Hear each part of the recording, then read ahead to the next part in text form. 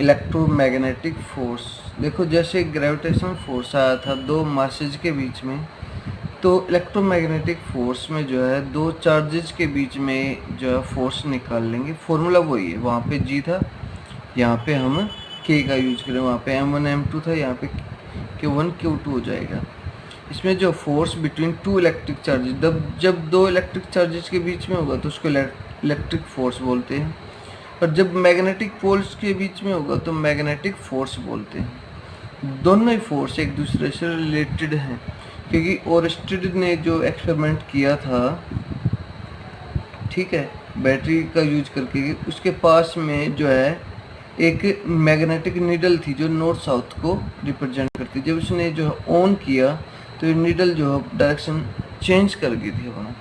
जब उसने चेंज किया तो उसने ये कहा कि भाई इस इलेक्ट्रिक चार्ज के पास प्रॉपर्टी है कि ये मैग्नेटिक फील्ड अप्लाई कर रहा है। उसके बाद हमने जो है एक्सपेरिमेंट करके देखा था फैराडे से।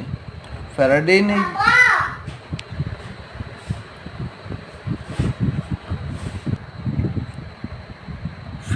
ने जो है बताया था कि एक कॉइल है, कॉइल में सिर्फ जो है ना एक गैलोमीटर अटैच है जो करंट को शो करता है, और यहाँ पे हम जो है ना एक मैग्नेट लेके गए। जब तो क्या हुआ, गैलोमीटर ने डिफ्लेक्शन दिखाई। यहाँ से हम कह सकते हैं कि मैग्नेट की वजह से जो इलेक्ट्रिसिटी प्रोड्यूस हो रही है। तो दोनों को ही जो है ना सेपरेट करना मुश्किल है, इस वजह से हम क्या बोलेंगे, इसको इलेक्ट्रोमैग्नेटिक फोर्स बोल देंगे। अब फिर है इसकी कैरेक्टरिस्टिक। कैरेक्टरिस्टिक में जो है क्या आएगा, ये देखो दोनों चार्ज सेम भी हो सकते, दोनों अपोजिट हो सकते। सेम चार्ज जब होंगे तो ये रिपेल करेगा, और जब दोनों अपोजिट होंगे तो ये क्या करेगा, अट्रैक्ट करेगा। लॉन्ग रेंज फोर्स है दोनों चार्जेस के बीच में। इनवर्स केरला जब भी नीचे आता है आर का स्क्वायर, डिस्टेंस का स्क्वायर, तो उसको क्या बोलते हैं, इनवर्स केरला। फिर है सेंट्रल और कंजर्वेटिव फोर्स है। सेंटर टू सेंटर है इसलिए सेंट्रल फोर्स, और हर उस पॉइंट पे जो है सेम रहता है, इसलिए इसको क्या बोल देंगे हम, कंजर्वेटिव इन नेचर।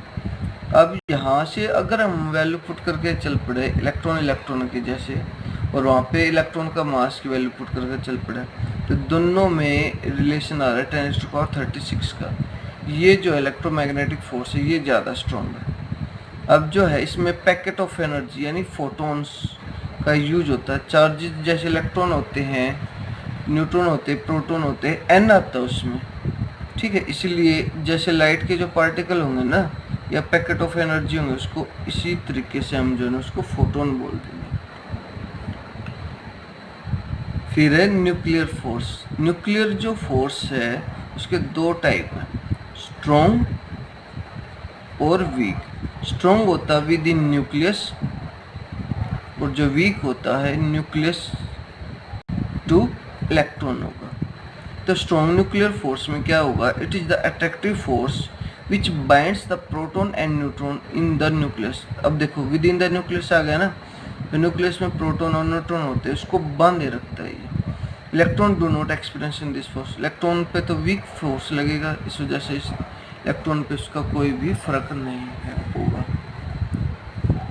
फिर है इसकी भी करेक्टरिस्टिक है, जैसे ये अब वैल्यू पुट करके देखी जाए तो 10⁻2 टाइम्स यानी 100 टाइम्स स्ट्रोंगर हो जाएगा इलेक्ट्रोमैग्नेटिक फोर्स के। अगर उससे इलेक्ट्रोमैग्नेटिक फोर्स से 10⁻2 टाइम्स 100 टाइम्स ज़्यादा है तो 38 टाइम्स ग्रेविटेशन फोर्स से स्ट्रॉन्ग होगा।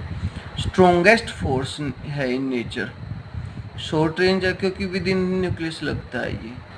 Operate on nucleus. न्यूक्लियस की जो साइज है वो 10⁻15 मीटर से 10⁻14 मीटर तक होती है। अट्रैक्टिव है क्योंकि ये चार्ज के ऊपर डिपेंड नहीं करता है, क्योंकि प्रोटॉन भी होते हैं, तो सेम चार्ज होने के बावजूद भी जो है ये इसको रिपेल नहीं करता, इस वजह से बांधे रखता है। इस वजह से क्या बोलेंगे इसको, अट्रैक्टिव इन नेचर। अगर हम डिस्टेंस बढ़ा दें, ठीक है ना, अगर हम डिस्टेंस बढ़ा दें तो क्या करेगा, ये रिपेल करना स्टार्ट कर देगा फिर, ठीक है। और varies inverse with higher power of distance. Non central है क्योंकि सेंटर टू सेंटर नहीं है, सिर्फ बाइंड हो रहे हुए इकट्ठे। नॉन कंजर्वेटिव क्योंकि चेंज हो जाते हैं। अनअफेक्टेड फ्रॉम सराउंडिंग, इलेक्ट्रॉन कितने उस पर कोई फर्क नहीं पड़ेगा।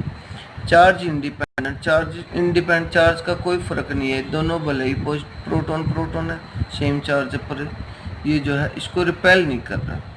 Due to exchange of particle pi mesons, जैसे इलेक्ट्रॉन प्रोटॉन न्यूट्रॉन होते हैं इसी तरीके से पाई मैसन्स होते हैं। एग्जाम्पल लेके चल पड़ो इसका, जैसे responsible for stability of A nuclei in atom and in all matter, ये हर चीज़ के लिए स्टेबिलिटी प्रोवाइड करेगा। रेडियो एक्टिविटी, जो स्टेबल नहीं होते वे कंटिन्यूसली, जो न्यूक्लियस स्टेबल नहीं होगा वो कंटिन्यूसली रेडिएशन एमिट करेगा, अपना मास डिक्रीज होने की कोशिश करेगा ताकि वो स्टेबल हो सके। न्यूक्लियर फ्यूजन और फ्यूजन में टूट जाएगा, स्प्लिट हो जाएगा, स्प्लिट अप, और न्यूक्लियर फ्यूजन में बाइंड्स होता चले जाएगा।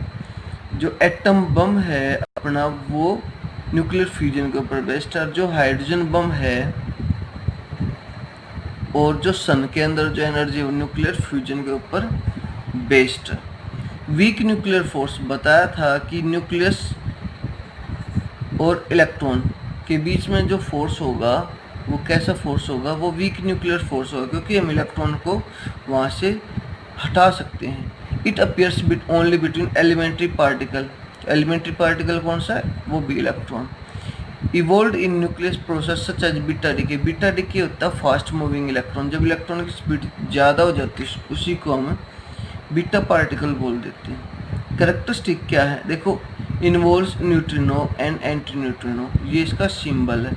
जैसे इलेक्ट्रॉन प्रोटॉन न्यूट्रॉन होता है इसी तरीके से अपने न्यूक्लियस के अंदर 35 जो स्टेबल पार्टिकल्स होते हैं, ठीक है, इसमें न्यूट्रिनो एंटी न्यूट्रिनो भी आएगा, और बाकी बचे टोटल जो है इसमें 79 पार्टिकल होंगे, बाकी अनस्टेबल होते हैं। हम स्टेबल के बारे में बात करते हैं इसमें। ये जो है 10⁻25 टाइम्स स्ट्रोंगर है, ठीक है ना, ग्रेविटेशनल से, और जो है न्यूक्लियस की जो रेंज है उसी के अंदर काम करते हैं 10⁻15 से 10⁻14 मीटर तक। एक्सचेंज इसमें किसका हो जाएगा, मासिव वेक्टर बोसॉन्स का, W पॉजिटिव और Z। एग्जाम्पल बीटा डिके, ठीक है, ये न्यूट्रॉन का साइन है N0, 1H1 plus anti neutrino हो जाएगा, और ये न्यूट्रिनो और एंटी न्यूट्रिनो हो जाएगा, ताकि उसका जो सम है एक न्यूट्रॉन के इक्वल आ जाए। अब सभी की वैल्यू रखेंगे हम, ग्रेविटेशनल, वीक न्यूक्लियर फोर्स और इलेक्ट्रोमैग्नेटिक फोर्स और स्ट्रॉन्ग न्यूक्लियर फोर्स, तो इनमें ये रिलेशन आ जाएगा।